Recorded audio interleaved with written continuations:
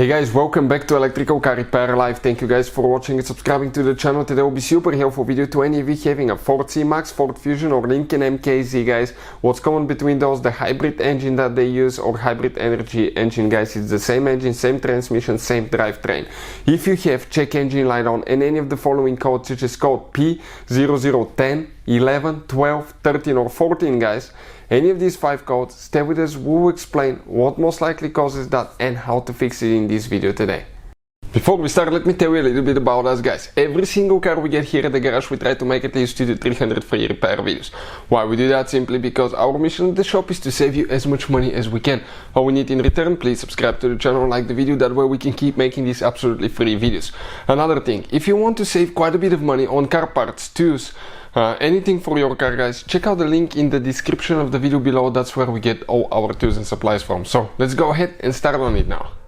So let's explain what we need to do. We need to go ahead, open the hood now, and want to show you here now guys. Okay, this is the hybrid engine that we have. You can see quite similar to other ones as well guys. On Ford Fusion, C-Max and Lincoln MKZ, practically it's the same drivetrain, same engines.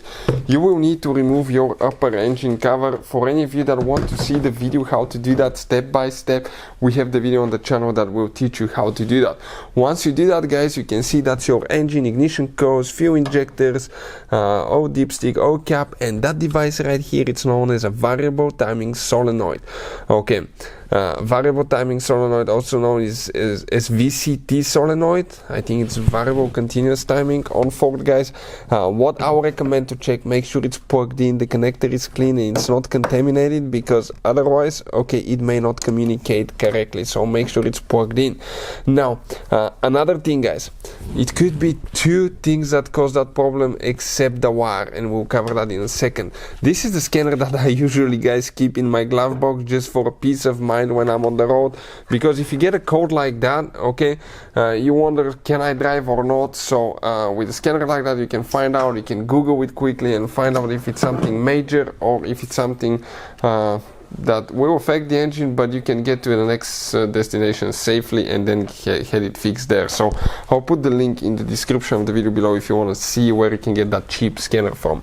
So if it's not the wiring harness, what else can cause that thing guys? Number 2, dirty variable timing solenoid. Okay, dirty solenoid, it has multiple oil passages, and if you haven't changed your engine oil in a while, especially being a hybrid engine, often you may not change the oil so often, because sometimes you drive it, especially the energy on electric power, quite often, and the oil can get older guys. Okay, even from seeding, sediments can build up, and that can actually plug up the solenoids guys, and if you use the wrong type of oil or haven't changed it in a while, that can cause the solenoid, okay, to be dirty as well. So what you can do the engine flush guys.